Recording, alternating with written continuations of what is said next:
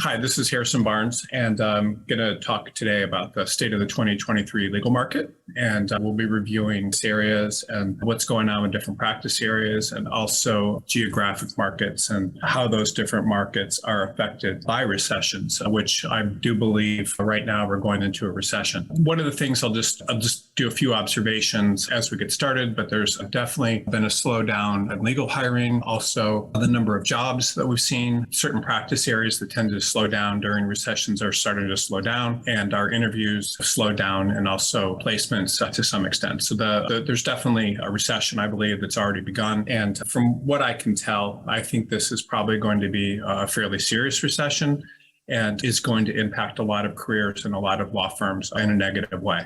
And so today I'm going to talk about ways that law firms can counteract the effects of this recession. And then also in terms of your legal career, the moves you can make, whether or not you're an associate or a partner in a law firm, and what you can do. These are just some things that different people have said about the recession and what's going on. This is from JP Morgan, said that he believes that there's could be a recession in the next 6 to 9 months. I personally believe that one has already started. I make that observation just based on just even very simple things. The number of interviews we receive each week has been going down. Law firms are taking longer to make offers, which always happens during a recession. And when their clients aren't spending as much money, there's lots of layoff figures that are coming out every day, whether it's Amazon or other big Facebook or other big tech companies laying people off, as well as other sorts of companies, just in things like going out. And I'm just talking about the things you can notice when you go out to stores, not as crowded if you go to Best Buy or if you go to different places or restaurants, easier to get reservations, all that sort of thing. I think there's a lot of causes to it. It's not my role to talk about that. Rates, people not having as much money because of their houses, appreciating coin and all this, a lot of people were doing that, not having as much money because of that. Just a lot of government entitlement programs were given out during COVID. All these things have gone away, and I think that's affecting the economy in a negative way. Politicians, especially presidents and things, will always say that the economy is doing well, even when it's not, because it's in their best interest to. So I don't, regardless of what party is saying it, I don't always trust that. There's 85% of top executives have recently surveyed believe that there's going to be a recession in the next 12 months. And a lot of people think it's going to be short. But again, executives want it to be short and so forth. And so you have to think about that as well. And then there's also Dr. Doom, who's an economist, Neuro Ravini, and he predicted the 2008, and he believes that there's going to be an impending recession as well. And he said it won't be short and shallow, and it's because of the high debt levels of companies and the government. Holden believes that we're headed for pretty much a crisis. And then here's another one from Bloomberg, just talking about how that's going to happen. So at the outset, I just want to make a couple other points about recessions that I think are very serious, because what happens during every recession is lots of law firms experience problems. They lay people off. Reviews get much harder. It becomes harder to get positions. People that go into the legal profession don't have as good of results in terms of the jobs that they're getting. They get harsher reviews. They just have a much different experience than attorneys have when they're not hired during recessions. A lot of people that have been hired in the past few years and have been part of a really good legal climate will start and will have a lot of entitlement issues and believe that they're entitled to high salaries, lots of work, and kind of in the driver's seat. Well, suddenly the tables will turn, and this is going to be very hard for a lot of people that aren't committed or have these kind of issues, and they typically get washed up. And I've been doing this in this profession, doing nothing but legal placement and recruiting for 25 years, and every single recession, the signs are all here that there's going to be recession, and that frankly that we're already in it. And I will be releasing a report in the next week or so with statistics of all our interviews and placements for the past year. But all of those numbers towards the end of last year started showing slowdown in all the practice areas where you would expect that to happen. One other point I just wanted to talk about for today, before we get into everything, is when I talk about practice areas, I'll talk to you about areas that tend to do well during recessions, ones that don't do so well, and then ones where there's no change. And then I'll also talk to you about markets and how that kind of works as well. But during a good economy, as I said earlier, law firms tend to cater to their associates. They provide higher salaries. They allow them to work remotely, which is a new thing. They concentrate on giving better benefits, more favorable working conditions. And associates are also able to drive a lot of things. But during recessions, everything tends to change. For the majority of attorneys, if you're not at a top firm with top qualifications, the legal market tends to become much more competitive, and law firms have a lot of control over their associates' employment terms. And in order to stay employed in firms, you need to work harder, you need to be more dedicated, and you need to be favored. And if you're not, it can create a lot of problems. What happens, especially which I'll talk about today, is areas like corporate and finance and those sorts of practice areas, a lot of the work in capital markets specifically will dries up. It already is in capital markets. And then what happens is people start having to look for other jobs. Typically, they will go to smaller firms and not have the benefits that they might have had previously. Also, a lot of times law firms will cut staff, of course, and this is very common. And it becomes very difficult for a lot of attorneys to find new opportunities. I talk about this with kind of a lot of concern because in all the recessions that I've been through, there's always a lot of sad stories. There's divorces. There's people having a very hard time, and it's not good. And because if you're an attorney and you've dedicated your life to doing this, it's not a good thing.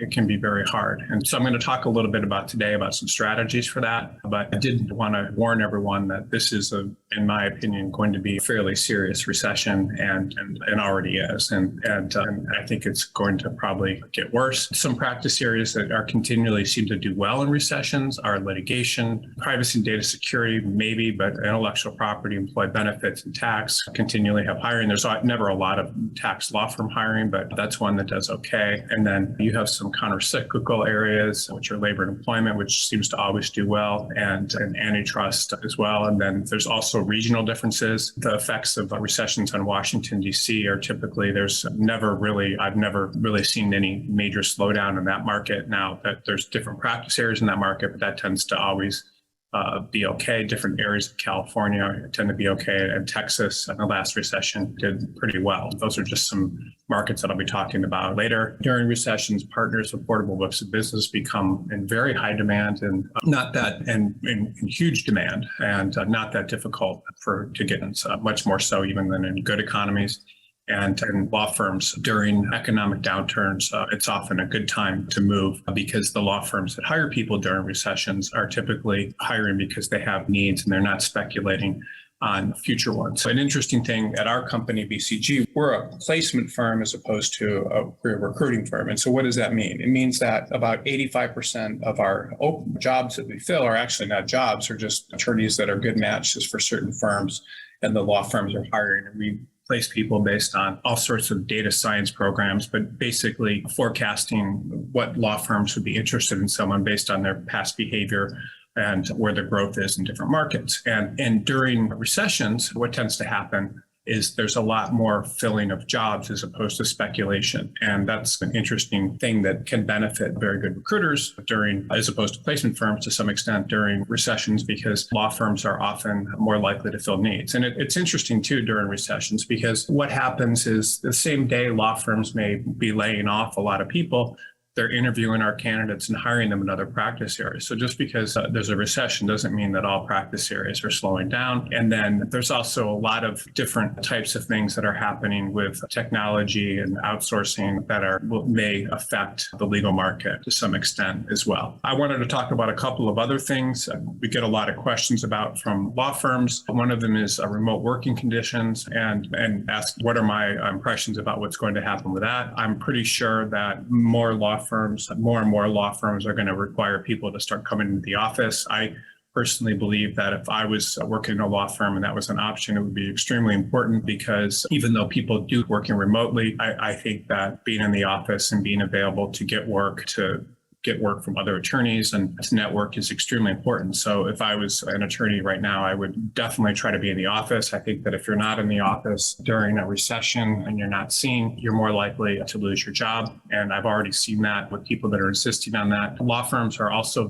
when they interview people, we have And when we submit attorneys to law firms and start talking to law firms about candidates, the most common question that the law firms have is, does the person want to work remotely? And the next most common, of course, is their expected salary if it's not a major firm. But working remotely is not something that law firms, they want people in the office, and not all of them, of course. But it's important to understand that working remotely was definitely something that happened a lot during COVID. But right now, I think if it was me and I was working in a law firm, I would do whatever I could to try to get back into an office, because I think you need to be seen, and it's just a good way to get work during recessions. Also, law firms will typically pay their attorneys through a combination of salaries and bonuses, and these can be affected by economic conditions. But during recessions, there's always going to be a demand in different services and a decrease in popularity and profitability. So law firms will do a lot of stuff to reduce costs to stay viable. This includes, especially at smaller firms and mid-sized firms, cutting salaries and bonuses, hiring freezes, and then, of course, layoffs. Large law firms will often result to layoffs to freeze salaries. Other games that law firms will play to save money will be relying on people and that sort of thing to save money. During boom demands or boom economies, law firms will often, of course, offer higher salaries and bonuses to attorneys, and then hire more attorneys many times than they need, and for their overall headcount, and not review those attorneys as aggressively, and not have as high expectations for them, but it just depends. So these are a few tips. I already gave you the one about going to the office. This is not a sales thing, but I do recommend using different services to monitor the legal market and what's going on with jobs. So Law Crossing's one. There's certainly other sites as well that you can do that with. Another way of BCG, we have, what I like about what we've done at our company that's really cool is we actually place people in every single practice area, every single location. There's 250 plus practice areas that we can put people that we have the ability to classify your resume into. So it is important to learn about jobs as they become available. It doesn't mean you have to necessarily work with a recruiter, but you have to know what's going on in the market. Because if you do see a slowdown, whether or not you're using Law Crossing or BCG or another service to monitor the market, it's important to know what's out there. Most of the time, when the market does slow down, the first people to get positions or to apply to positions are the ones that get them. I think it's extremely important to monitor the market. If you want to go in-house, you monitor in-house jobs. If you're looking for a position in a law firm, to not just look at jobs in major cities, which tend to have more people applying for the same jobs, but look in smaller markets is also very important. But keeping your resume updated on BCG is huge, because we're monitoring tens of thousands of law firms for jobs and asking them for their jobs, and that can help you as well. It's interesting too, because there's always a lot of opportunity out there, even during recessions. And what the mistake that people make is that they become wedded to certain types of firms or certain markets. And by opening yourself and looking at other markets, you're going to be much better off. If you're a law student and you want to work at a big city, that's great, but maybe you want to look at some other markets as well, and to be careful. And it's also a good time if you're thinking about even starting your own firm. There's just a lot of opportunity that comes about during recessions. Also, this is just a statement that I'm not a finance person by any stretch of the imagination. But I do think it's important to have emergency funds, and the attorneys that are able to weather storms the best tend to plan a lot and to make sure that they have money, and then just the plans and so forth. But I really do recommend monitoring the market. You can talk to lots of people about what's going on, networking and things. It's a hugely important thing to survive during bad markets. And bad markets, I'm not going to talk about how messed up they can be, but it's a time when there's just a lot of problems for people when the market changes, and it's a time that it's when lots of careers die. It's no different than a storm clearing away the wreckage of the things that aren't firmly planted. And I guess one thing I would tell you is, in my profession, I've been through, having been doing this for a quarter century, I watch every time there's a good economy, all these people rushing into doing legal recruiting, and then they're all gone when the market gets bad because they just are able to rise without a lot of talent. And then when everything that's easy goes away, then they're out of the business. And it's the same thing. And so it's very funny. And there's very few people that come into this business during a good economy that are around when it ends. And it's like that to some extent in the practice of law. And this is just some other tips about reconnecting with your network and having that there as well. And because it is important, and all of these things, little steps that you take will help you. And the purpose of what I'm talking about today is not necessarily to give you a lesson in what to do, but just to let you know that I think that there's a recession in the legal market going on right now. And because of that, I think that you do need to be prepared. And the biggest pieces of advice that I can give you, I've already given you, but monitoring the market and knowing what's going on is extremely important. Applying to jobs first if your firm is slowing down, being in the office and being seen, networking within the firm and getting work, not having entitlement issues, being available, and all of these things are having a network and looking.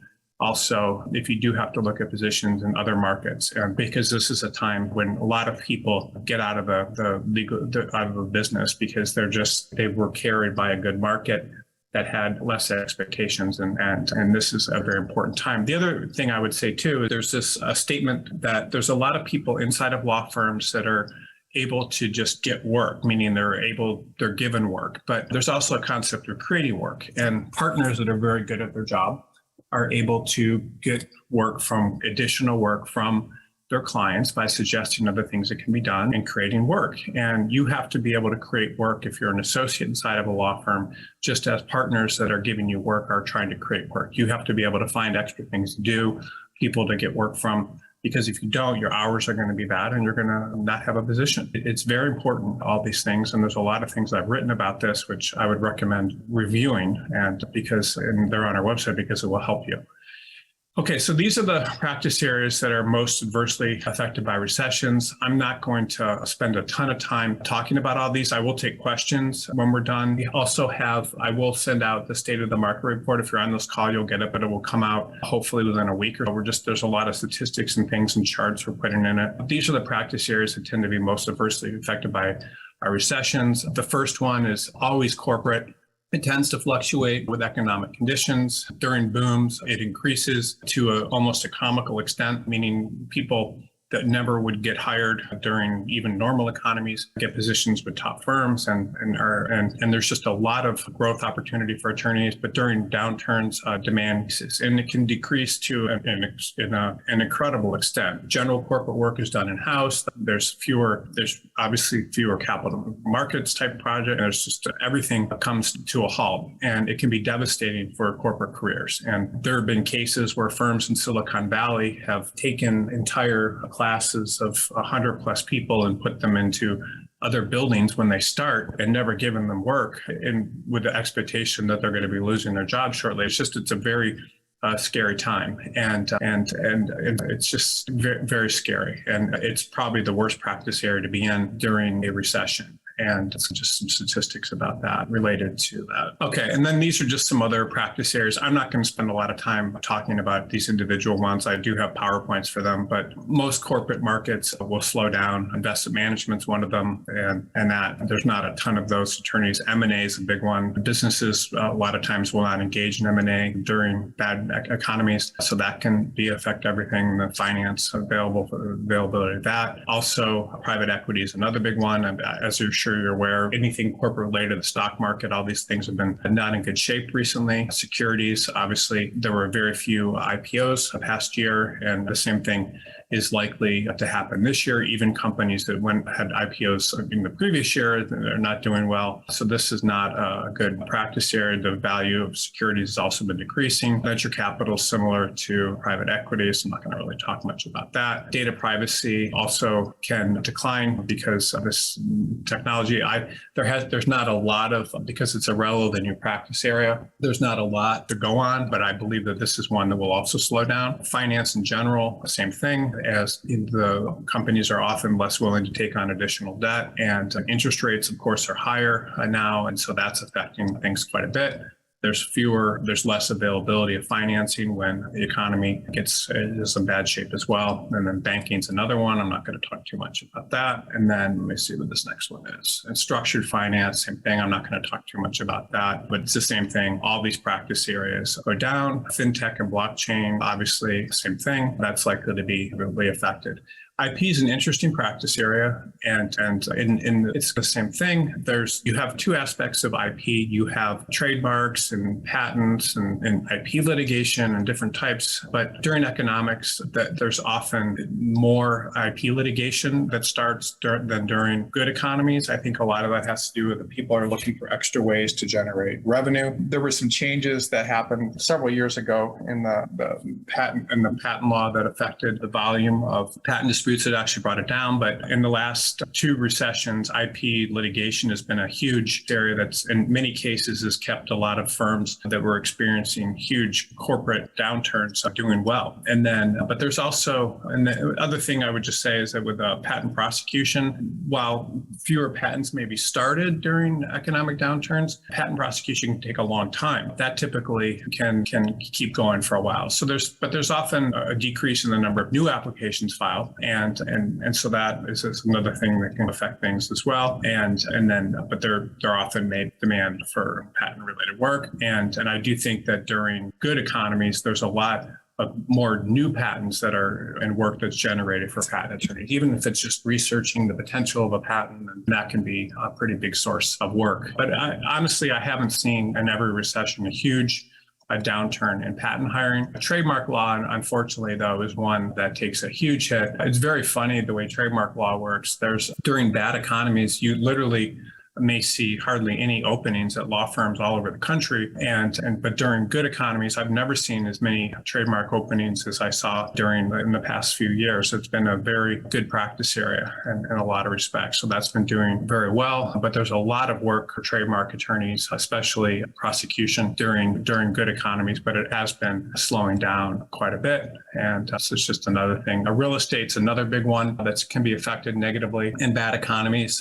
But it's interesting the way that real estate works, because it's not always in a good economy. It's in a bad economy. It's not always what you would expect. But there's definitely in the past few years been a lot of real estate work. I do think that if you monitor the market and what's going on, there's been a lot less work for real estate attorneys doing leasing and other types of transactions. That's definitely decreased. And I think that real estate is going to be a market that has been doing very well over the past few years, but I think it's actually going to start having quite a few problems. The reason for that is the high interest rates. It's also a lot of other factors, fewer people working in offices. So there was an article just today, I think in the Wall Street Journal, where they were talking about how a lot of companies that traditionally did office lease or owned office buildings, big ones in New York, are now moving into residential work. Interest rates, of course, are another big thing. High interest rates can affect it as well. When I got started in this business, it was the late 1990s, and the interest rates were high,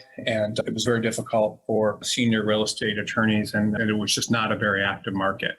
And then as the interest rates came down, you went into the 2000s, then a lot of the work started to increase as well. I think that interest rates definitely have an impact on those areas. One thing I did want to mention that I think is very important for people to understand, I'm going to come back to this in a moment, but all the practice areas that I mentioned, whether it's real estate or corporate or finance or IP, most of those practice areas, with the exception of IP, because there's a lot of solo practitioners, but they're all attorneys that are doing work for businesses. And so there's this kind of dichotomy in the legal profession, which is people that do work, or attorneys that do work for businesses and attorneys that do work for individuals.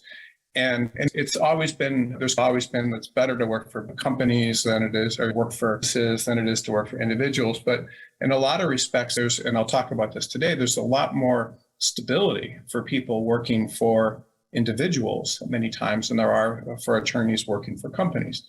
And especially in the transactional realm, everything I've talked about today, whether it's real estate or it's all transactional. So transactional work is very good for companies, is very good during good economies.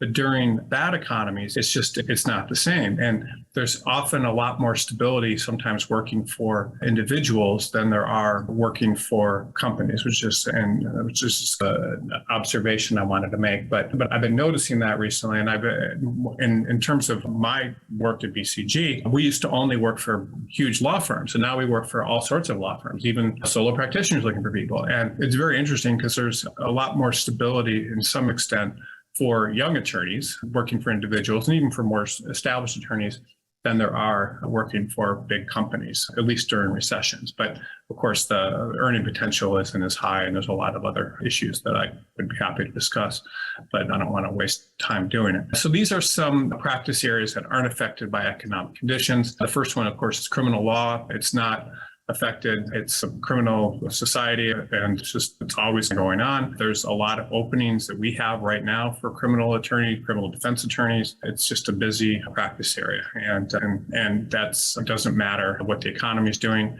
Estate planning is another one. It's a very stable practice area. Will become even more stable. I think it's a transactional practice area, but it's consumer facing. It's not affected by economic conditions, and it's always been a good practice area. We have tons of people. It was incredible. I've never seen so many people get hired laterally than estate planning during COVID, and a few years after that. It was a very good practice area. Environmental law, not a great practice area for the most part, but again, it's fairly stable. There's not a lot of activity in the market. It's not a practice area that I would ever recommend someone get into because it's too influenced by politics and a bunch of other things. And there are some pockets of activity, but it's not a great practice area. And there's never been a ton of work in that practice area, although there's a lot of people that have always been interested in going in it. Family law is another great practice area. I think that it's interesting with family law, and there's a lot of attorneys, especially in major markets like New York City and Los Angeles and San Francisco, that come out of commercial litigation backgrounds working for huge firms. They've gone to the top law schools, and they realize what a great opportunity family law is, because there's just a lot of work in family law, and it seems to be never ending. And there's a lot of very good attorneys that do that, even though the reputation of the practice area has never traditionally wasn't that. And that's a pretty much a recession-proof practice area. People do well in that practice area, did very well after COVID. We have an incredible number of family law openings. It's a great practice area if you're a commercial litigator and unhappy in a big firm that you can get into, not necessarily, even through a recruiter, actually. I have candidates that are coming from the top 5 most prestigious law firms in the country that want to get into family law. And so these things it's just a very good practice area. And another point I would make, and I'm not here to promote practice areas, but if you are unhappy in a big firm and you're in a transactional practice area, which corporate or something, or tax, trust and estates attorneys, I have trust and estates attorneys that I've represented that have their own firms that make well over $1 million a year. Same thing with family law attorneys. I know family law attorneys that I don't even want to tell you because it would but do extremely well. And there's a lot of demand for people in those practice areas. I represented years ago a trust and estates attorney that was in his late 80s and making over $1 million a year, working 4 or 5 hours a day. Even you can do very well. And I'm not saying you should go into these practice areas because you make a lot of money, but a lot of people enjoy these practice areas. And so you can do very well in them, and much better many times than you would ever do unless you were a partner in a large law firm. And you also have a lot of clients who are family law attorneys, same thing with trust and estates, and a very well-diversified practice area. And there's a lot of demand. And good people in those practice areas are respected and can do well. Health law is another big one. This has been a very active practice area of ours at BCG just to give you an example, I just wanted to go back to family law. I'm not here to promote practice areas, but I've had instances where I have like a 3rd or 4th year family law attorney in Colorado. I'm just thinking of one recently, and decided that this family law attorney decided they want to move to some county in Wisconsin. It wasn't Madison or Milwaukee. It was just not even a well-known county. I don't remember where it was. And the person got 8 or 9 offers, which is unheard of. And you wouldn't get 8 or 9 offers if you were a commercial litigator who went to Stanford working in Denver at a big firm. And none of this makes sense. So a lot of these practice areas are very much in demand. And it's the same thing in New York and a lot of different markets. And there's very few practice areas too, family law, where someone that's a commercial litigator, for example, I have instances where I've got a commercial litigator, say at Skadden or something, that wants to do family law and gets 9 or 10 offers in New York City within a couple months. And again, they could probably get those offers, but in doing another practice area like commercial litigation, but it's almost impossible in most other practice areas to switch there. So you can't switch from being a commercial litigator to doing, I don't know, something else, but you can with family law. It's definitely an in-demand practice area. Health law is another one. And just with trust in estates, again, I'm not here to promote these practice areas, but I just want to let you know like how well you can do in these practice areas. So health law is another one. And there's a lot of demand for health law attorneys. It's been that way for a long time. Good health law attorneys can get jobs. I had an instance where I'll never forget it. It was so funny. This gives you an indication of how in demand this practice area is. I had a woman that was in Ohio, senior, 20 years out, had been working for a hospital the entire time and got interviewed by a law firm, I think it was in Denver, and had her husband on the interview with a mid-sized law firm. In the interview, these are rules that you can't even make this up. Of course, you don't have your husband interviewing with a law firm as well. This is like one of her first interviews. And he was asking questions and everything, and she got hired by this firm. I'm talking about like probably a AmLaw, maybe 300 firm, not 200, but a big one. There's no such thing as AmLaw 300, but a big firm. So there's just a lot of demand. Now is that normal? No. Is it normal? But at the same time, there's just a lot of demand for health law attorneys. And so that is another practice area where you can do very well if you have the background. And a lot of people that go into health law have been in the health industry before, becoming health law attorneys, but it's just the demand is such that there's very few practice areas also where you can go in-house and then go back to a law firm. Health law is one of them, and it's a good practice area. Immigration law is another one that's doing very well. There's just a lot of demand in immigration law. Immigration attorneys are in demand all over. It's another practice area where you can very quickly build your own book of business and do very well. I know people that do that have very successful practices doing that. It's a practice area that it didn't do as well after COVID for a lot of reasons because there was no immigration happening. But for the most part, it's a very stable practice area and can do very well. And so I think if I was looking for a practice area and coming out of school, it's a tough practice area because a lot of the work is done by paralegals and a lot of it's how the attorney brands themselves. It's about a lot of personal branding. And it can be difficult for people to earn money doing it if you don't know what you're doing, but it's a good practice area.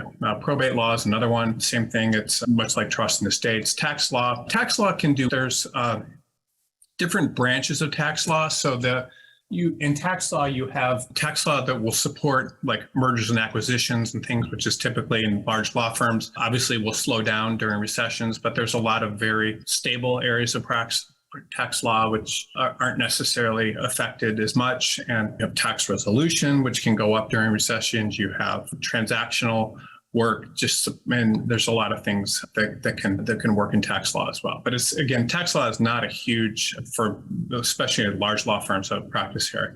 Now, here's some counter-cyclical practice areas that often do better in recessions. Antitrust is one of them. It can happen many times during that. Now, again, this is not a practice area that a lot of people do, but for large law firms, it's obviously a very big practice area for a lot of attorneys. So it's not for a lot, but for big firms, it's a practice area that a lot of attorneys do there. And during recessions, it tends to do just fine, if not better. Bankruptcy, people traditionally believe that bankruptcy is going to do really well in recessions. That's not always the case, but you have kind of consumer bankruptcy and then you have corporate bankruptcy. The large corporate bankruptcy tends not to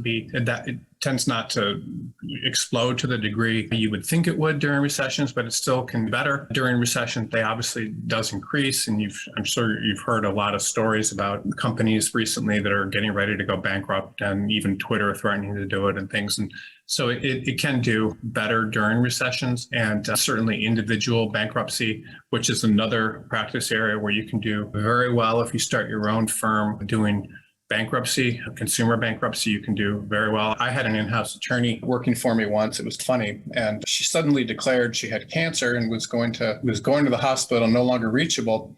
And which I thought was completely unusual. And she was someone I'd hired right out of law school. So she hadn't been working for me very long. She was not even doing very much for me at all, just research and stuff. But months later, I found out that she'd actually gone and there was no cancer. She'd gone and started her own consumer bankruptcy firm. And the last I looked, it looked like a pretty busy place. So it's and it was something I had talked to her, just like I'm talking to you right now, that it's a good practice area for people that want to start their own firms in the consumer. Consumer protection law is another one that can do well during recessions. I don't need to talk too much about that, but there's a lot of people that can do well in that during recessions. Employee benefits tends to be a fairly stable practice area and always does well during its countercyclical. It can do well during recessions as well. And so that's another one here. And then labor and employment, of course, is one that tends to do very well during recessions and in the work increases quite a bit. And I see no sign of that laying up. This is another practice area too. It's good in large law firms. It's good in small law firms. It's good for plaintiffs' attorneys. It's good for defense attorneys. People do very well in labor and employment law, and it's a great practice area also for commercial litigators and large law firms to switch over to. There's a lot of stability in this practice area, and I've very rarely have I ever heard of a labor and employment attorney not having enough work. There's just a lot of stuff going on in that practice area. And when people are laid off, of course, their first instinct is to sue their employer, and people become more concerned about during economic downturns when law firms and companies and other people are trying to decide if they're going to lay people off, not law firms, but companies and businesses, that they hire labor and employment attorneys to advise them. There's just a lot of work for labor and employment during recessions. It's always busy, and it's just a good practice area. Litigation is the main one that tends to be countercyclical, always does very well during recessions. I have a lot of theories for that. I don't necessarily know if they're right. I think that one reason is that during recessions, all forms of litigation kind of increase. So what happens is people are looking for ways to generate money. So anybody that they perceive ripped them off or took advantage of them during a better economy is suddenly more likely to be sued, or people tend to cut corners from things during bad economies and get sued. And so law firms are hired to defend people and to sue people, and it just becomes very busy. In most cases, during recessions, litigation tends to pick up a lot of the slack for work that may have slowed down during better economies. I mean, during a bad economy, work that slowed down, litigation tends to pick up the slack for that work, and becomes a very good area for attorneys, and tends to help a lot of firms weather these storms. And here's during the pandemic, so there was a 6% in civil filings. I don't know, that's not that important, but it's just a good practice area. It does very well during recessions, always has in large firms and small law firms. Law firms, it's funny, for years, I think after the 2011 and 12, like a lot of these lawsuits just kept going. And I think a lot of law firms kept things going because they wanted to keep fees going. I'm not saying they were doing that in an ethical way, but I think a lot of law firms became very reliant on litigation as a source of revenue when a lot of their transactional practice areas slowed down. And then for a few years after that, I noticed when the economy got very good and corporate got very busy, I noticed a major slowdown in litigation. And I think that clients had just spent so much money on it, they were done. And then workers' compensation is another area that tends to be countercyclical as well. And again, focuses on people injured, and during recessions, I think there tends to be a lot more claims, and the same thing. And then these are the practice areas that are least affected by recessions, are the major legal markets. Least affected by recessions. I'm not going to spend a ton of time on this in the cities, but I'll talk about it and a little bit right now. California, of course, is a very diverse economy. So overall, their corporate market can be be affected, but at the same time, it tends to consistently be lots of litigation and other types of work in California. It's just a very large legal market. Same thing with Colorado, and Florida, same thing. Another thing, it's just there's a lot of work going on there. So that's just, and then Washington, D.C., every recession has always done very well. This is a great market. If you have a great pedigree, it's a competitive market. But if you have a great pedigree and want to weather a recession, it's very easy to wave into Washington, D.C. And there's just a lot of work there. It's always been very active during recessions, less in the corporate law firms in Washington, D.C. are always, if you look at all the pedigrees, the people, not the pedigrees, but the practice areas, they tend to have a ton of litigation related people and then very few corporate, as opposed to New York, where it's the opposite. But Washington, D.C. is a very good market and always does well during recessions. And then these are just some other areas: Alabama, Arizona, Arkansas, Connecticut, Delaware, Michigan, Georgia. These are just markets that are not as affected by recession. And I'm not going to spend a lot of time talking about them, but I just wanted you to be aware of these markets: Jersey, New Mexico. And again, there's not a lot of people even. Texas is an interesting market. I think Texas is, I'll be interested to see, because there's been a lot of migration there from other states over the past several years. But I'll be very interested to see what happens to Texas during this recession, because there has been a lot of hiring and growth there. I'm assuming there'll be probably fairly major slowdowns in corporate related work. But Texas is very interesting because in the 2008 through 2011, there wasn't a big slowdown there comparatively to what we saw in California and New York. So I think Texas is probably going to be slow down more than it did in the previous recession. I think Texas was insulated to some extent because of energy prices being very high during the last recession, and a lot of work coming out of there because of that, and that was helping provide a lot of stability. I don't know that that's going to be case so much this recession, and so that may affect that negatively. Utah is a very good market if you are considering relocating to certain markets. Utah is a good one. There's a lot of growth there and many large law firms starting there. It's just a very good market, and a lot of people, a lot of firms starting there, a lot of work, and it continues to grow. Even during the last recession, I think that market did well. And there's just a lot of stuff going on there, whether it's technology companies and healthcare, and it's a very good market. And then these are some other markets that aren't as important. Washington State tends to be affected from a lot of the technology work, but say Wisconsin, Wyoming, and all this information will be in a formal report that's sent out, and everyone should receive within the next week. And then these are just some different cities. I don't want to talk too much about individual cities. I think kind of some of the notable markets that I think are important to discuss are your major markets, which are going to be your Chicago's, your New York's, your Los Angeles, your San Francisco. They tend to be, especially in the transactional field, hit very hard. And then you have Dallas, it's just a bunch of different markets.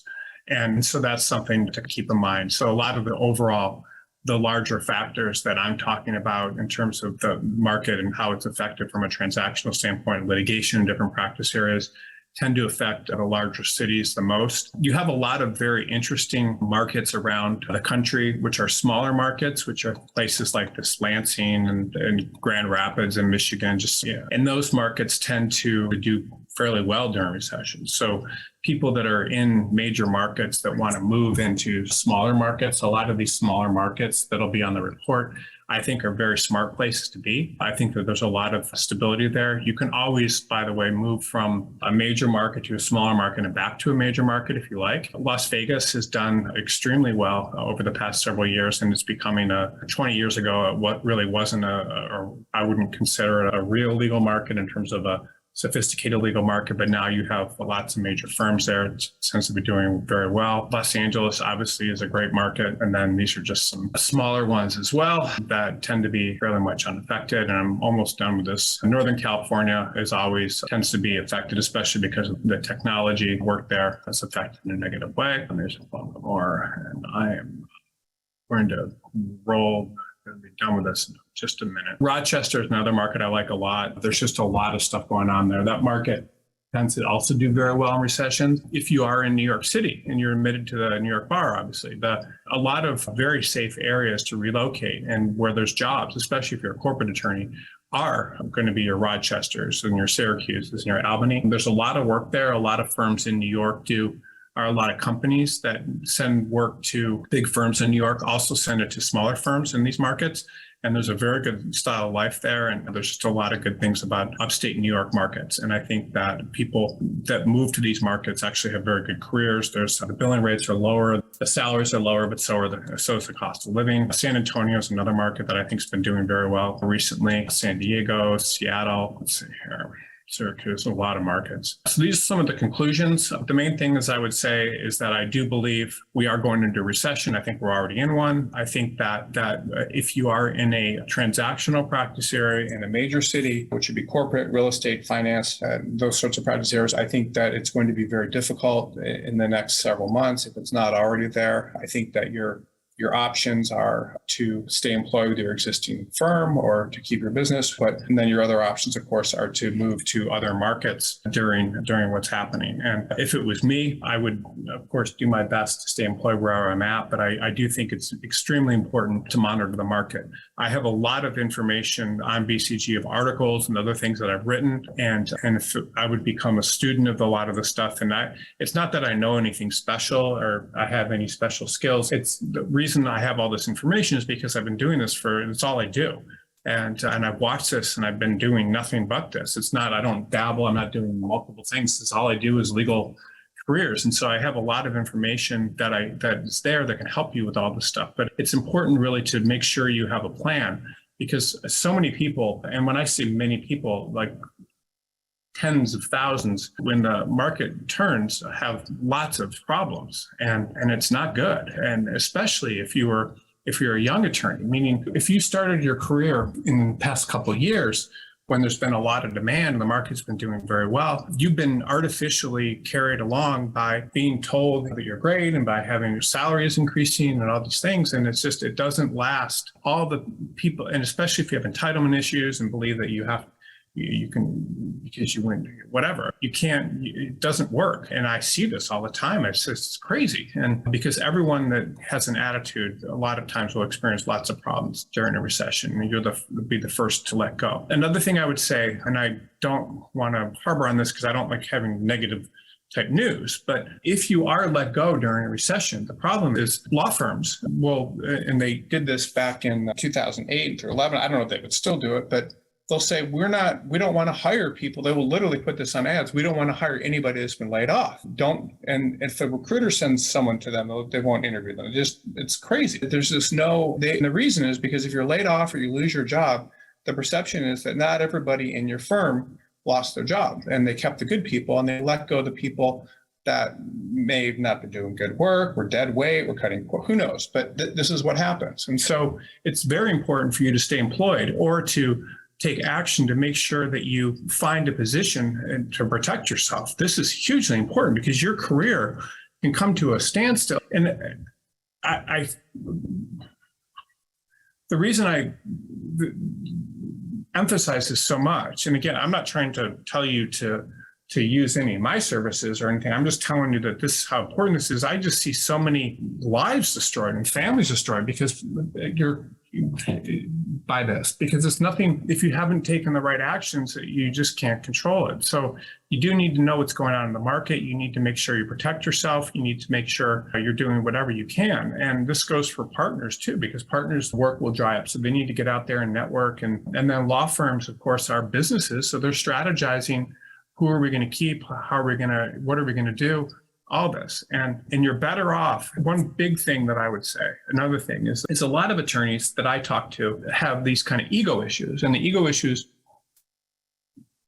are things like, I would only work at this super prestigious type class of law firm. I need to make this much money. I need to work in this big city. I need to, all these sorts of things, or I would never do that, or I would need, and that's fine. It's good to have standards, but at the same time, you need to protect yourself. And when the market turns, especially in large cities, when the market turns, it becomes next to impossible to get things. And people that haven't been through this don't understand it. So what does that mean? It means that if you're a corporate attorney and you're in San Francisco and New York and you lose your job, you're going to have it may be for a period of time, could be months, could be a year or more. You will not get another job in that market. I don't know how else to put this, but it's just, this is what happens. There's just no jobs and no one's getting jobs. And so people haven't been through it. They don't recognize it. Because you're young, you don't have any memory of this, but these are what happens in recessions. People lose everything. And this has happened times that I've seen. It happened in 2000, 2001. That was a very short one. Late 2000, 2001. It happened again in 2008.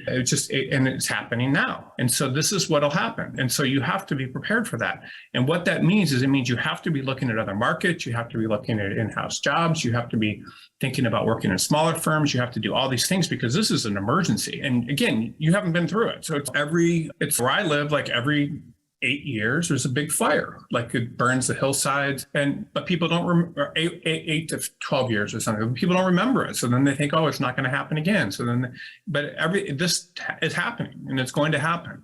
So you need to understand that. You also need to understand that there's a lot of other things you can do. If you like being a transactional attorney, you can go into other practice areas or you can start your own firm. If you like being a litigator, you can go into family law or other practice areas, or personal injury is another good one. There's all sorts of things that you can do to prepare for this. But this is a big deal because it washes out a lot of people and hurts a lot of people. And a lot of firms aren't prepared for it as well because they don't have the reserves. People don't have the reserves. They don't have it's not good. And there's a lot of counter-cyclical practice areas. Litigators can go into labor and employment law. That's a practice area you can go into, or labor and employment lawyers can stay in it. And so these are just some of the things that, I wanted to bring to your attention. Another thing that I just wanted to say about smaller markets, I have situations all the time where I'll have somebody, I don't know what market, maybe someone that's like a 12th year attorney or 14th year attorney in some sort of corporate transactional role at a big firm in New York. And they're losing their job because the firm doesn't have any more work, billing rates too high.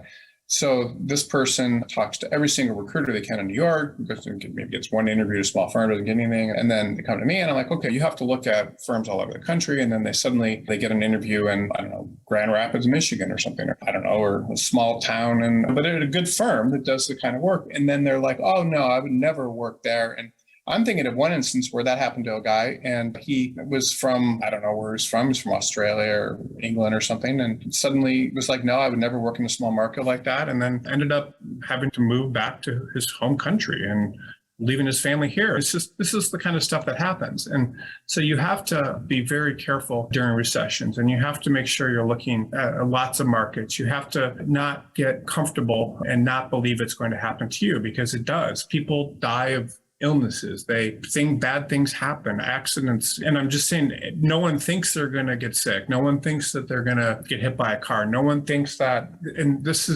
but in this particular instance, like I can tell you that it's happening and it's going to happen.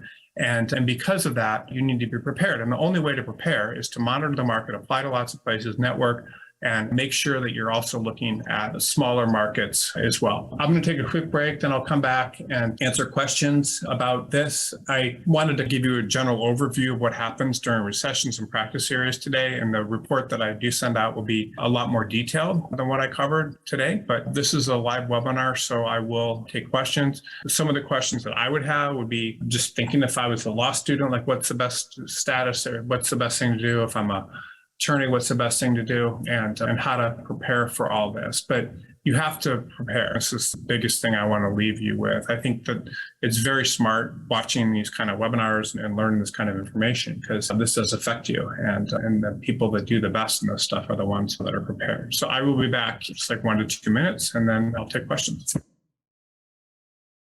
And thank you, by the way, for everyone who's asking questions. This is really helpful, I think, to everyone. And if you have questions and you're afraid to ask them, I will not show your name. If your name is showing up in the chat, I will cut and paste it. And even if you think your question's dumb, I think, which it probably isn't, but even if you think it is, it's definitely not dumb because probably a lot of other people have the same questions. So let me just start with the first one here. It says, I'm a first-year lawyer working in litigation, just laid off from my job 4 months in. Wow, I graduated from a top 10 law school, but did not end up with a law firm, with a large law firm. Instead, I did a summer associate with a smaller law firm with only one attorney above me. Firm's entire practice, mostly trust and estates, and I was part of a 2-person litigation department. Although I had a small positive experience over the summer with this firm, things turned South when I returned. There was almost no work. My hours were low, and extremely harsh feedback in the formal write-ups soon followed. Despite producing some small work, they basically told me I was a terrible attorney. Within 6 weeks of this warning, I was let go without any guidance or attempts to improve. I admittedly made some mistakes, and I started to feel a bit checked out with how slow the work was. I was also feeling extremely angry and frustrated. Working in big law seems like a pipe dream now. Can you turn this around? Okay, so the first thing is, for everyone that's on this call, especially if you're a young attorney, this is insane. Like, someone, again, I'm actually saying this in your defense, an attorney typically doesn't know what they're even doing until they've been out of school in a law firm for, I would say, 2 to 4 or 5 years. So just making mistakes right when you come out is not something that's your fault. It sounds to me like this is not a well-run firm that hired you and doesn't really understand, has business issues and all sorts of other things that probably affected their choice to bring you on, which probably without a lot of work wasn't a good idea. And the person running it had their own issues, or the people running it. So I would say that none of this is your fault. Like, it's the firm's responsibility to bring you in and train you and all that sort of thing. And so I like to take the side of firms because I want to give people tough love and make them improve. But here, it doesn't sound like that it was necessarily your problem. What I will say is it doesn't matter where you went to law school, and everyone that's on this call that thinks it's important where you went to law school, no one cares. Your law school is important because it may look good to some clients, but if the firm has a general counsel, the clients are general, but no one really cares where you went to law school. It's all about your work ethic and the type of work you produce and your willingness to learn and all those sorts of things. So sometimes going to a good law school is a real drawback for people, because what happens is they assume that makes them a good attorney when the opposite's true. Like, characteristics of a good attorney have nothing to do with where you went to law school. Some of the worst lawyers went to the best law schools. It's ridiculous. It has nothing to do with anything. So that's the first thing that you need to learn, is that you can't ever rely on where you went to law school to think that's going to get you ahead, because it's just complete lunacy. It's like, why? It's like saying having been but it has to do with the fact that you were able to get into a good school, but it has nothing to do with how well you work with others. So that's the first thing. But you're not a terrible attorney. Someone that's that young doesn't even know what they're doing yet. And you have to learn what you're doing. You're in no position as a young attorney to really say that the work you're doing was good or bad, but you have to put in major effort and really try hard. So it sounds to me like if the firm had enough work and was very busy, then they wouldn't have been critical of you and you wouldn't have lost your job. They just didn't have the work, which is probably, I don't know why that is. So that's the first thing. Now, can you work in a large law firm? Of course you can. It's ridiculous to think that you can't work in a large law firm because you lost your first job. What you do have to do, though, is find another job immediately and really do your best to find another job as quickly as you can, and make sure you use all the resources you possibly can to find a new job. So your situation is no different than any other attorney that loses their job. You just have to find another job quickly. And you can't be focused on working at a big firm. You're not going to get a job in a big firm right now, and you may, but the odds of that are a big firm's not going to hire you just because you went to a great law school. Big law firms hire lateral junior associates most of the time, not all the time, but 99% of the time, if you've been a summer associate at another big firm or something along those lines. And so you may be able to get into a big firm, and people get lucky all the time. And I've placed people like you in big firms that have had this situation. But for the most part, you're only going to get into a major firm if you are able to get another job and then try to work in a big firm and then move from there and to a big firm later. So that would be the first thing. The other thing I would say is that's my first main comment. But people that want to work in large law firms, I think that there's a million reasons to work in large law firms, but it's certainly not for everyone. If you look like the kind of person that a large law firm would hire, and I don't know what it is, then you probably would have gotten a job from on-campus interviewing. It's not. So why didn't that happen? I don't know. Sometimes big law firms are looking for certain types of people. It could be that you're too entrepreneurial. It could be that you seem too independent. Who knows? Or it could be that you just don't come across as someone that would take it seriously. I don't know. Who cares? Not everybody's meant to do everything, and you certainly can find your place. But you need to step up and be responsible and not take any of this personally and just keep going. That would be my advice. Okay. Okay, so this is another question, so I'm going to answer this real quickly. This just says, follow up on my earlier question. Should I put on my resume that I was fired? No, you don't put in your resume you're fired. Why would you do that? Just the firm didn't have enough work. It was a small law firm. They didn't have enough work. That's all the next employer needs to know. No, you don't need to put any of that on your resume. One other thing I would say too that's just important. One of the benefits sometimes of working at large law firms is large law firms are very nice. There's very few large law firms that are going to talk about someone getting fired and all sorts of problems with them. I had a case once where I had a candidate that was at a big firm. I don't remember what, a big, really very prestigious New York firm. And she had some kind of mental breakdown where she actually was schizophrenic or something. I don't know what happened, but it was talking to herself and I don't know. And she didn't quit and the law firm didn't fire her. I know because she was just hospitalized.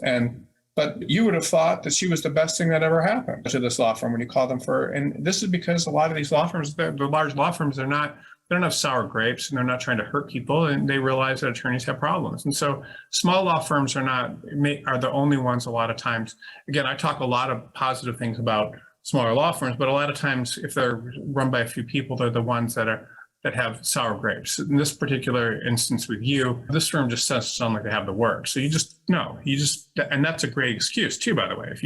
If someone lets you go and you just say, no, they didn't have enough work. And that's what happened. It's not that this too, by the way, is the dynamic. So the dynamic is when work slows down in big law firms or small law firms, what they do is they try the firms, in order to get people to leave, or they just start giving these ridiculously harsh reviews. And it's always been that way. It's been that way for 50 years or longer. And this is just what they do. It's nothing to do with you.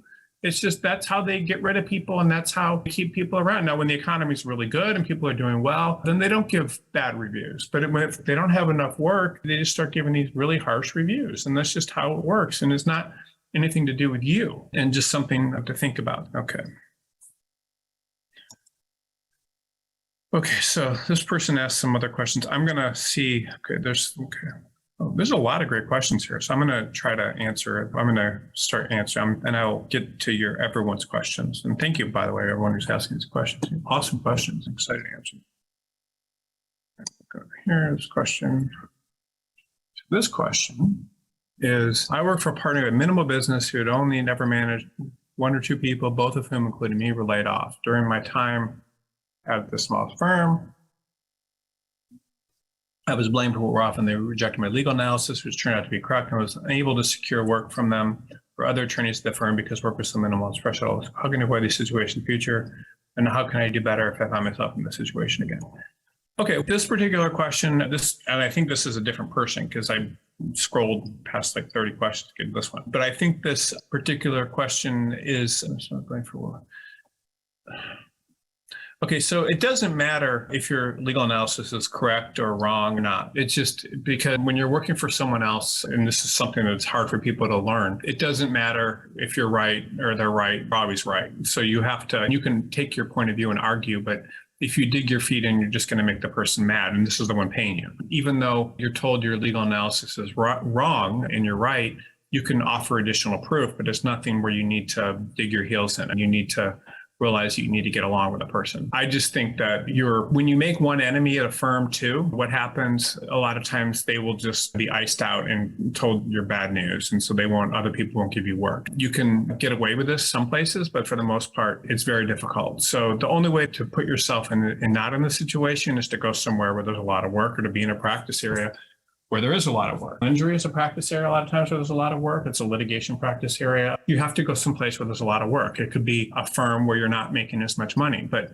anywhere that there's a lot of work, you'll have the opportunity this stuff is not take that seriously. The only place where you're going to get this kind of treatment is if there's not a lot of work, which is something that everyone should realize. Now, if you go to a firm with big clients, they're going to expect a certain status of work. But if there's a lot of work, you can get away with a lot of stuff. It's funny. So I want to make a point for everyone on this call because it's important to understand. When I was practicing law, I was in these big firms and I had this one case. I won't get into it, but I was up against these insurance defense attorneys that were horrible. When I say horrible, they would turn in these documents to the court that would there would be two sentences that cut off mid-sentence, that something would be cut and paste, and it wouldn't make any sense because it was from another. It was just horrible stuff, and I couldn't even believe it, and how bad these attorneys were. But at the same time, like, they were partners in a 300-person law firm, but with a lot of work. So they may not have been, and that kind of stuff you couldn't get away with first-year associate at a huge law firm, but they were able to get away with it at these insurance defense. Now, I'm not saying that all insurance defense attorneys are bad, because it's just not the case. I mean, some are extraordinary, and there's very good insurance defense firms. But in this particular case, these were not good attorneys and there wasn't a good firm. So the point is, anywhere where there's a lot of work, you're going to be able to get away with a lot of stuff. And if there's not, then you can't. So in a good economy, you can get away with a lot of stuff, and in a bad one, you can't. So it's just the thing to understand is, anytime you go someplace where there's not a lot of work, you're going to be badly reviewed, and you're going to feel a lot of pressure, and you can't get away with stuff. And just a lot of work. Okay, what practice areas remain unaffected by economic downturns?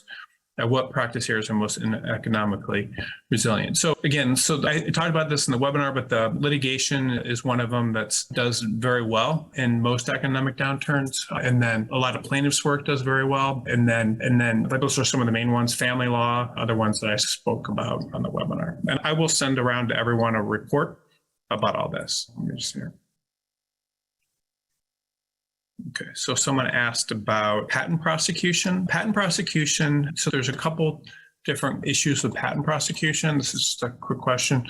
Patent prosecution, typically, a lot of times, new patents won't be as active, but existing patents firms will often have a lot of existing work. And because there's so much investment in that, it just doesn't stop. There's different types of patent related work. So there's biotech, there's things requiring EEs and mechanical, but for the most part, most patent work, I don't notice a huge slowdown in patent work during recessions. And if anything, a lot of the work that's done by large firms often will go to smaller firms. So there's always a lot of work in smaller firms. Let me just see here. Okay, let me see. Okay.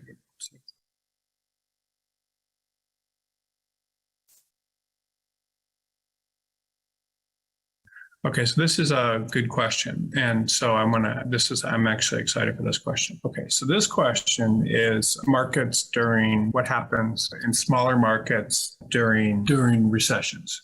So yes, so what happens during recessions? It's always happened. And I've told this story before in webinars, but I think it's a fun story. In 2008 through 2011, there was a massive recession in the US in the legal market. We had offices in San Francisco and then New York and Chicago, and all of our recruiters were addicted to working with big firms and big markets. And the reason for that is a lot of times recruiters, I'm sure if you talk to recruiters, they want to tell you about big firms. And I think that, first of all, a lot of times it's all they know. But another thing is, a lot of them, their ego is related to working with big attorneys, big firms, which is crazy. I don't understand it, but this is just how the profession has always worked. This is not what we do, but this is how it's always worked. But these recruiters in Chicago was very interesting. They were led by someone that wasn't an attorney, that was very good at listening to instructions and did very well. And I was like, you need to not worry about placing people in Chicago. You need to take your candidates, and you can try placing in Chicago, but you need to start working and sending them to the suburbs and these smaller markets and things. And I said the same thing to our recruiters in New York and other markets. So the recruiters in New York had, I think in 2008 to 10, but their worst years ever. Like, it was just a zombie apocalypse there in terms of transactional. And the same thing with the people in the Bay Area. They actually had a pretty good year because there was a lot of patent litigation. But for the most part, it really slowed down. They were all women. They were working in Chicago, had their best year ever. And it was because they started placing everyone in all these suburbs. And so what happens during recessions is the firms in the big markets they have high billing rates. And so their clients will, a lot of times, instead of sending work to the firms with the highest billing rates, will send a lot of their work to their smaller firms that tend to be in suburbs or smaller markets. And those firms actually experience growth many times in terms of the volume of work, and they do well. And I've noticed that over and over again. And it's always been the case. So how do you all this? The best piece of advice I can give you is you start looking at a lot of you look outside of major cities and in smaller markets. Now, that's not to say there isn't work in smaller and major markets. There's all sorts of firms that are off that people don't know about and things, but just think about it strategically. In big markets, the biggest firms are laying people off. So all those attorneys are applying to the same big firms, and they're all egos and stuff are connected to working for these big firms. So they don't think about firms in the suburbs and all this other stuff, even though there might be more long-term employment stability and all sorts of advantages to doing that. I've always thought it's just to me, it's a no-brainer. That's what I would do, and it works. Okay, let's see. Okay. This is an interesting question. So this person is saying, this is a recent question, and I will get to your earlier questions as well. This person is saying, how do firms go about promoting social department in time of crisis recession, considering they have to deal with potential financial constraints? So it's the same. So the rules that they follow are they may make fewer partners. So this year, a lot of firms did make a lot of partners, which I think they were probably planning on doing even before the recession. But what I would say is people are always going to get promoted. What the firms do is they look for people that are generating the most business and bringing in the most hours. And that's really how it works, or have the most potential. It's the same thing that happens in every recession or every market. So the attorneys that are most likely to be promoted are the ones that build the most hours, because hours are not just a question of how hard you work. They're also a question of who's willing to give you work because they think you do good work for their clients. So if partners in the firm are willing to give you work, that means that you obviously are doing good work, and clients probably think you're doing good work of those partners. So it's a smart thing for them to make you a partner, because you're probably going to do that and be able to impress clients in the future. That's the logic, and it's pretty good logic. The other thing that happens in recessions is there always are attorneys inside of firms that are building books of business or have built books of business, and those people are also made partners as well, and the firms are worried about them leaving. They do have to show the market that they're healthy, but during recessions, even some of the largest law firms this year, for example, have made 20 partners. It may make 1 or 2 partners in a bad market. It depends. But there's always room at the top for the best people. And the best people are either the people that are billing the most hours or most likely to have business and are most likely to continue doing that. So that the reason hours are often so important is not just because the hours do send a message to the firm that this person's willing to work harder than others, which is huge. But the big thing they send is it's like, people are giving this person work. This must be a good attorney. Like, people are letting them bill all these hours. This is a good attorney. So that's the reason. And if you think about it, what you would do if you have someone that example would be someone that does home maintenance. Some people may come around your house and do really good work, and other people may not. And the people that do good work, you're going to want to give work over and over again because it's just not crap. So I have people that do work for me and business, and sometimes whether it's whatever, but they just turn in crap, and I know who they are. And in a good economy, I'm tolerated a little bit, but then in a bad economy, I'm like, this is crazy. Like, why would I continue giving this person work when they're not? And it's the same thing with law firms. If someone's doing good work, you're going to get work over and over again. And if you're not, so that's what hours mean. It's not that it means that you work harder than others, which is true. It means that you do good work, and you're getting repeat business from people. And that's huge. That's very important. And the idea is that you'll do the same thing with clients. Okay.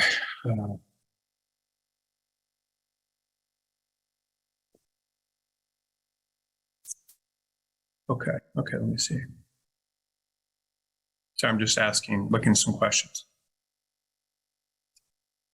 Okay, so this is someone that has a question. Should I include the firm that I worked for 4 months and somewhere on my resume? Yeah, you have to. Now, you can say you were a clerk there if it was before the bar or something, but yes, you have to include that job on your resume.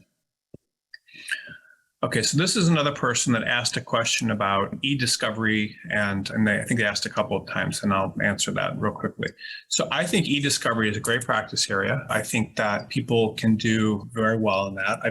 What I like about e-discovery is it provides there's definitely been a lot of additional work that's come about in law firms and even remote as well. So I think that's a good practice area. I've seen a lot of openings for it. It's not an area where where recruiters like what I do are always involved, but there's always a lot of openings. And even for senior people with 10 plus years of experience. I think that during a bad economy, I think litigation increases. So I think these particular types of jobs will also increase. And for those of you that aren't familiar with these jobs, they actually can pay very well, and you can partners. It's just a lot of work. My concern with e-discovery in the future is going to be what is like AI and machine learning and that sort of thing. So I think that's going to affect how this work is going to be done in the future. So I think it's going to hurt maybe some of the potential of people's skills right now, but I think you could certainly upgrade your skills and learn more about it.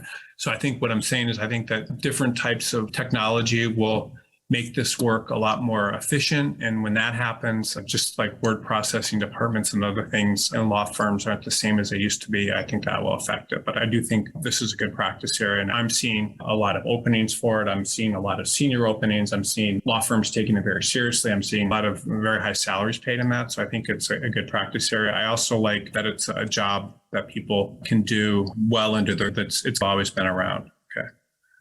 And I also think I think this person asked for an elaboration. It's something where I think you can ask for, if you do e-discovery, I think there's a lot of opportunities to start your own business or to work for newer companies. And there's just a lot of opportunity in the field. Does an associate who's been fired have any leverage? This is a good question. And again, one of the things I would say to anybody that's been fired, if you've been practicing for any length of time, meaning 5+ years or 10+ years, most attorneys at some point get fired or asked to leave, or basically given them the idea that they're not going to have a future there. It doesn't matter what firm you're at. It's just, this is what happens. And people can be fired for all sorts of reasons. It's just someone doesn't like you, and who knows? It's just all what it is. And so it's nothing to worry about and define yourself by future. But does anyone have fired of any leverage, asked for better severance package? Yes, of course you have asked for a severance. And some law firms will not give it. A lot of times they will give it only if you sign a release. But yes, you definitely do have to ask for severance and should. I think that there's a lot of fear people that they have of employers and other things. But if you have relied on someone's representations, and then you can definitely ask for severance. I would be very careful. And again, I'm not an expert in this stuff, and I tend to, but anyway, I don't like suggesting, but if anytime something like this happens, you just need to be very careful about treading lightly. So the problem is if you sue an employer or that sort of thing, it all becomes public record. And then people will be scared of hiring you in the future. Law firms do background checks. So sometimes people will go get an attorney's advice, and then the attorney will always suggest that you sue them or that they get involved so they can get a commission, but you need to be very careful. But at the same time, if someone you do have the option to ask for severance and that sort of thing and more. And a lot of times you only get what you asked for if you negotiate it. So and people will just think about it this way. So if a law firm is letting you go, that's a group of 30 or 40 people that are representing each other and defending each other. And you're just kind of there. So you have no one defending you, and you're just going to take what they offer and don't know your rights. And they may put something in front of you and say, sign it now, you need to be careful, because I'm not telling you to ever sue someone, but I would say that if someone is hurting your career, and you've moved someplace and now you have leases and all these other obligations, it's scary. It's not their fault if their business slows down, but you definitely need to some extent, you want to do the best you can for yourself. Okay. So this is another good question. I like this question. Should have answered this one earlier. So someone says here, how is it better to this? I don't know, maybe the one before that. Okay. So it says, how is it better to address questions about previous salary? My previous global law firm salary was high. I do not want to scare a potential employer away. I'm okay with receiving less than before. At the same time, I want to get as high as possible. Okay. So the first thing to understand, and this is actually a really important point. If you're a young attorney and you're in your 20s, attorneys practice into their 80s. So your goal is to continue working. It's not to get the highest salary and as much money as you can right now. Now, there's nothing wrong with wanting to make a high salary. That's, of course, everyone wants to. So there's nothing wrong with that. But your goal is to continue working, and your goal is to be happy working. So if you're concentrating on your salary, that's insane. People do this again. And you're making that the only thing that you're trying to do is get a high salary. That's not going to help you. What you need to do is you need to worry about trying to stay employed with a firm that's going to give you the most upward mobility and you're comfortable and happy and whatever. But all these sorts of things that are important to you. If a law firm asks you about your salary, you basically say, my salary was very high in my previous, just what you said. It was very high in my previous big law firm. I don't want to scare anybody away. I was fortunate enough to get this job. I realized that these sort of salaries are not normal in the market. My goal is to work at a place where I'm happy, where I have potential, all these sorts of things, and to be rewarded for my efforts in the long run. Those sorts of statements, what you're saying here is very honest. This is really all you need to say is what you said. But yeah, people don't focus. I've just seen so many people focus on salary and what's fair, and that's good. But at the same time, it can hurt you. So I had an instance once. This was a long time ago, where I was, and I don't know why if this is that important, but I had someone that was recommended to me that I hire, someone that couldn't get a job. They were the youngest graduate of, I think, Berkeley Law School in history or something. I mean, a very young person. And it was recommended that I bring them on because no one would hire them because they were so young.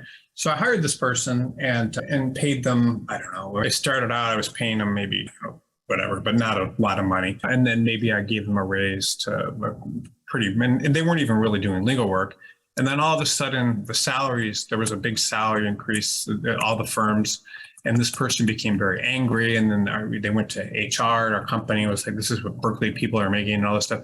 So I gave this person a raise to a high salary of whatever people were making as second or third year attorneys, which was a lot of money for our company at the time. But then the market, and then at the same time, this person was not working the same hours as people in big firms were. And then the business that I was in, which wasn't all, it was recruiting, but we also had some other businesses slowed down because there was a recession. And so what happened is this person, of course, it was ridiculous paying someone the equivalent of hundreds of thousands of dollars a year in today's money to come into work at 10 and leave at 4:30 or 5 every day. And so the point is that if you make salary your only thing, and then after that person was no longer with our company and they had a bad experience in the legal profession, not all because of me, but because they couldn't get hired. And then when they did get hired, because it just hasn't ever worked in the legal profession again. So the point is that, and I feel badly about that, but if you make salary your only thing, your goal needs to be to get experience, to find a place where you can be happy, to all sorts of other things. And the reason I bring this up is because that person actually had done a lot of really good work, was very smart, and had they not demanded this huge salary and made an issue of it, they would still probably be employed with me. And as other people are 20 years later after this person that started at the same time, and they would have been advanced and done well and would have been very valued. So if you make salary your only criteria, it can really hurt you. And what employers want is they want loyalty and commitment and that sort of thing. You're not going to scare people away. If you're asked about salary, all you need to say is, I was making a really high salary. I know that, but that's not my value system, is more based on finding a place that is where I'm going to have a lot of long-term potential. Because you have to think that you're in a marathon, not a race. This is, again, you're in a career that could last for 60 years. So why make a big deal out of it so early on when it could blow you out of the water? I don't know how else to say that, but I've just noticed so many people demanding too much too early, and it backfires. And so that's why I wanted to give that long-winded answer to your question. Okay, let's see here. Okay, so this here, if laid off, this is another good question.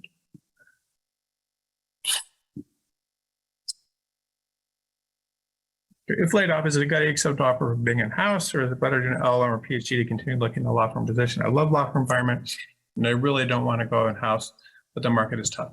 Okay, IM can be a good idea. Another thing that can be a good idea, believe it or not, if you're a corporate transactional attorney, can be getting an MBA. MBA is actually valued by law firms. They like people that go and get business experience, especially corporate and transactional people. They typically go to business school and then are always welcome back to law firms later on. So that, especially if it's from a good program, meaning a top 20 school. So that can be a good idea. I don't PhDs, and the problem is law firms do not like academics. So if you start looking academic, it's just a different style of thought. It's not as crisp and direct, and it's more theoretical. So people aren't that enthusiastic about these. LLMs are okay for certain practice areas like tax and even healthcare and employee benefits and some other things. But for the most part, you're better off doing that. You're better off if you want to go back to school, getting an MBA or LM, and if it's a transactional practice area. The final thing that I would recommend, if you do want to stay in a law firm, you definitely want to be in a law firm and not go in-house. People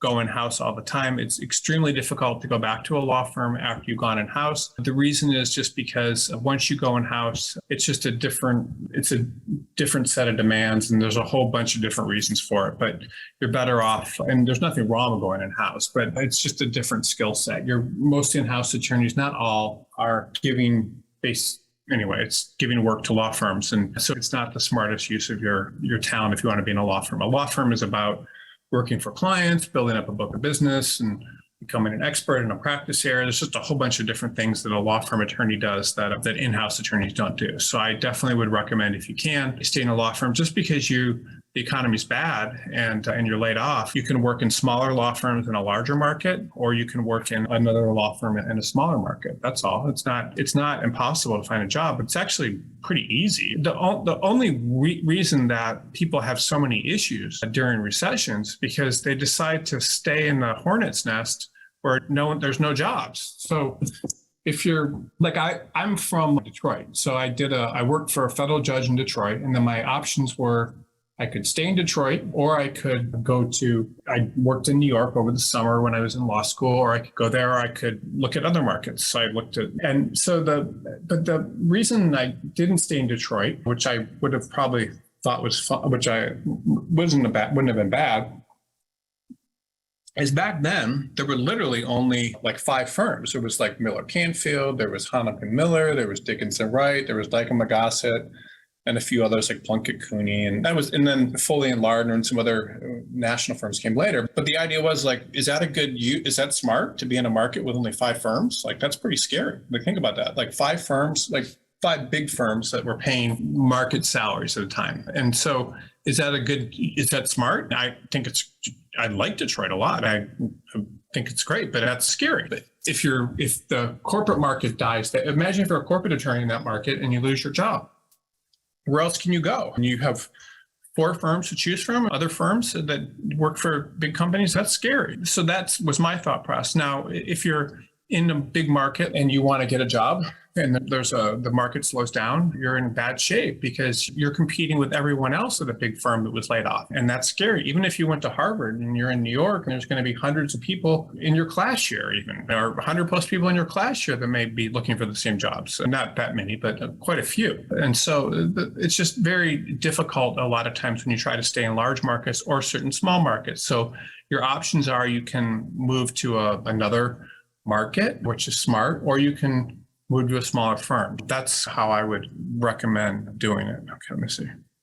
Okay, do firms suffer any reputational harms or problems with recruiting when they fire first-year associates? Yes, they absolutely do. So there's certain firms like that have never really done that. So you certainly have never heard of Cravath or Sullivan Cromwell. Sullivan Cromwell laid off staff, but not associates. You've never heard of Patel or other.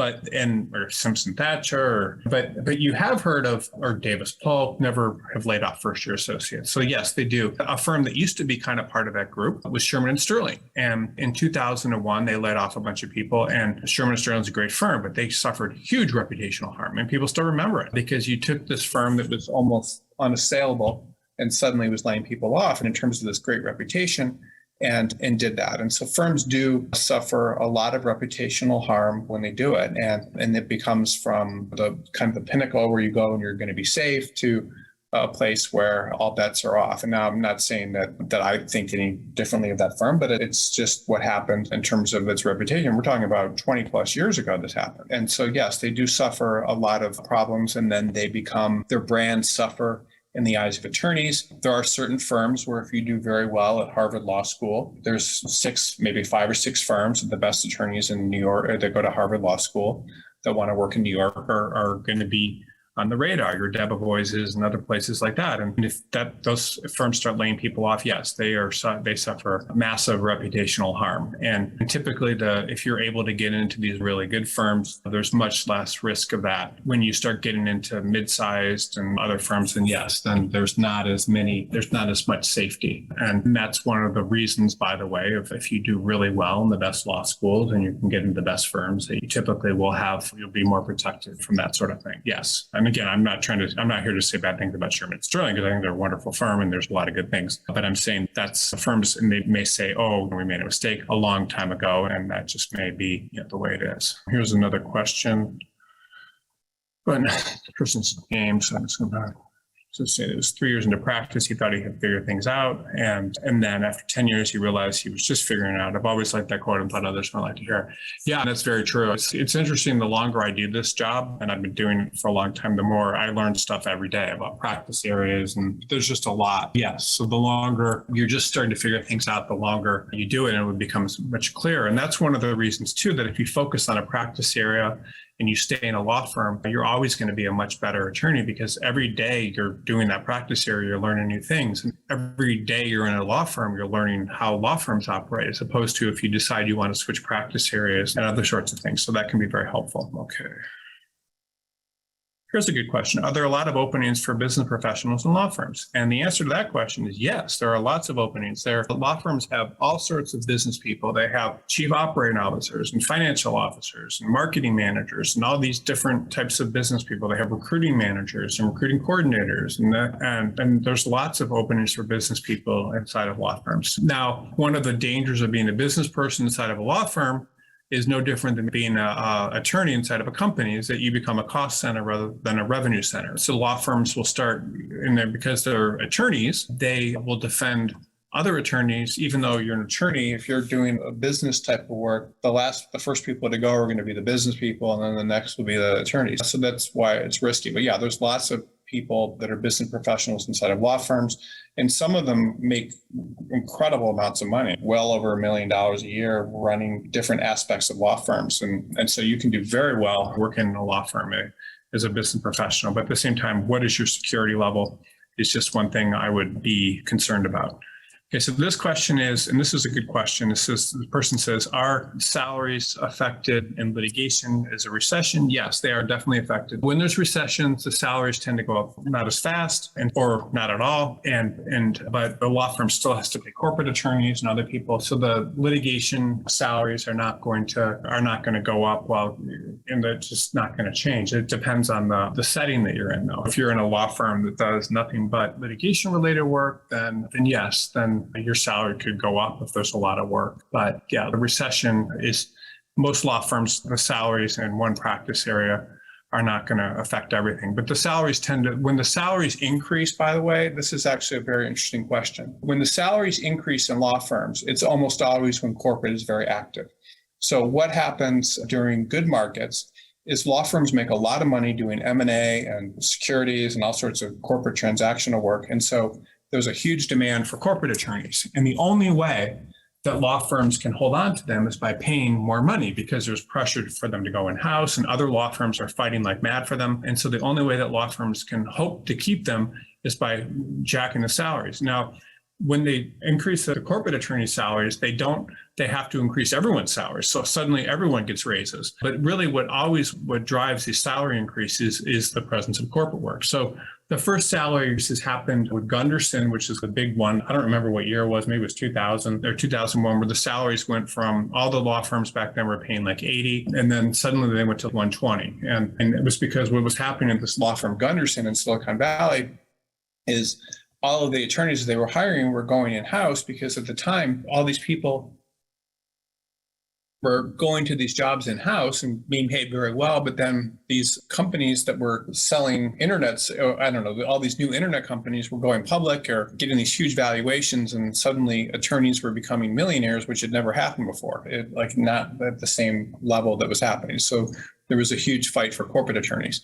And so all the salaries increased. It's the same thing that's happened with a recent round of salary increases. So salaries always go up when there's a huge demand for corporate attorneys. Then when the demand for corporate attorneys goes away, which it always does during recessions, then all the corporate attorneys lose their jobs and litigation not, I'm saying they all do, but a lot of them lose their jobs, then litigation becomes very active. But what makes salaries go up all the time is corporate. It's always been the case, and that's how that works. Okay, so what aspects of government attorneys? So working in the government is actually, there's a lot of benefits to working in the government. So this is a question about what happens to government attorneys during recessions. The city or county attorneys, I haven't ever seen a big downturn in the work that government attorneys for during recession, especially if you're there. Obviously, the revenues that government attorneys make is affected by taxing properties and things. So I haven't seen, again, I don't place government attorneys, but I just logically, I don't think that government attorneys ever really have a lot of issues during recession. And it's actually a very good, it's a very good practice area. It's a very good kind of job to have. And there's a lot of stability that government attorneys have, I think, compared to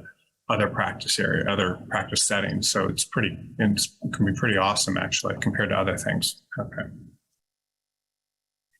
The next question is, what during a recession are there opportunities to work as a consultant or independent contractor for law firms, and which will save them on employee benefits, but can provide my specific legal expertise? This is a good question. If a law firm has an employee, if you're an employee in a law firm, even though it's not what it used to be 40 years ago, there's a presumed different level of commitment that someone has with an employee versus a independent contractor. So law firms very quickly and easily can let independent contractors go, literally just calling them in on a Tuesday and saying, we're not going to need you the next day. And that's just how it works. Whereas the decision to let go someone that's an employee and working on the case is much more difficult. So there are opportunities for independent contractors and consultants in law firms, and the law firms do the idea that they're saving employee benefits. But the problem a lot of times that people run into with contractors is it's a different level of commitment and understanding of the client. There's just a lot going on that I don't want to spend too much time on. But that lack of commitment is something that kind of can work against you. Our company, for example, we have contractors that do certain roles, and typically they don't understand the subject matter, whatever they're doing, in anywhere near as much detail as the people that are employees. And it's like that in law firms too. So yes, there are opportunities to work as a consultant or independent contractor, and you can definitely do that. And a lot of people have very good long-term careers doing that. So I'm not saying that, but you have to be very careful. If you're not working full-time for a law firm, you're not going to get the same level of security, but at the same time, you will have more options a lot of times. But as the work is interesting, are you going to get the most important work? There's just a lot of questions that go along with that. At the same time, I want to make one point. I know a lot of people I know one guy that went to, I think, UCLA for law school and retired from the practice of law in his late 30s with a lot of money in the bank. And he was nothing but a contractor. I mean, he got out of UCLA and just became a contract attorney and did that for 15, 20 years and retired. You can do very well being a contractor. There's nothing wrong with it. But at the same time, it's not the same type of job because you're not going to be having this long-term relationship with clients and other things as you might as an attorney, but some people want that, and that's good. So yeah, there's a lot of opportunities during recessions to do that type of work, and not just because the law firms are saving money, it's because there's that type of work. They need people that can write briefs. They need people that can do transactional work, and they may not have the ability to pay them a full-time salary. So that's good. So people are talking about ChatGPT and how it can save people, let me just put this, some junior associate related work. Let me see. In particular, and how it can take over some junior associates' work to cut cost. Okay. And could you please share your thoughts on this? And that's an interesting question. I don't think that ChatGPT or any AI program is there yet. I think that there's certain things it can do in terms of researching the law and other things. And I don't know that ChatGPT, I think it's only updated through 2020 or 21, but I don't know that it would have the same type of case law. I think Google Scholar is actually very good, by the way, for case law. I've always liked that and different things. But yes, I think ChatGPT can summarize different areas of the law and other things that junior associates typically would do. At the same time, you need someone to ask questions and know what questions ask ChatGPT or any type of programs like that. So if someone doesn't know the types of questions to ask, then it's not going to be effective. But I do think it could potentially help with research and actually reducing legal bills to some extent for clients if clients know how to use it. I don't think that most things could be done by it, but I'm not an expert in AI and what something like ChatGPT does. And there have been lots of programs around like that for a long time. There's Jarvis, there's a bunch of other things. But yeah, I think that it could probably help with a lot of tasks. But at the same time, you still need someone to know what to ask and then know what to review. Otherwise, I think a lot of mistakes would be made. But I think it could be, I think for people that know how to use it, I think it's a good research tool. I don't know that it's something that is going to take over the junior associate's work, but I do think it could definitely cut costs, which I think is a good thing for clients. And I think people that know how to use things like that can actually probably do much more effective research, because it's still about knowing what to ask and how to ask it. And I remember when I was practicing, there were people that didn't know how to find cases and things using Lexis or Westlaw. And there were certain people that knew how to do that, and others. It's no different than knowing how to look things up and based on without a computer. So you have to know what you're doing. So I don't know that it's much of a threat, but I do think that based on what a lot of these AI programs can do, and they've been around for years, it's going to make just as online legal research changed everything, it will do the same. So following up on the new laid off associate, I was laid off with 2 months of, the reason I was looking away is because I have another monitor. 2 months of pay, civil lease and other obligations. Crazy to reach out and try to renegotiate more from the small law firm, especially since they spent many months writing up a review to give themselves ammunition to fire me and try to destroy my reputation.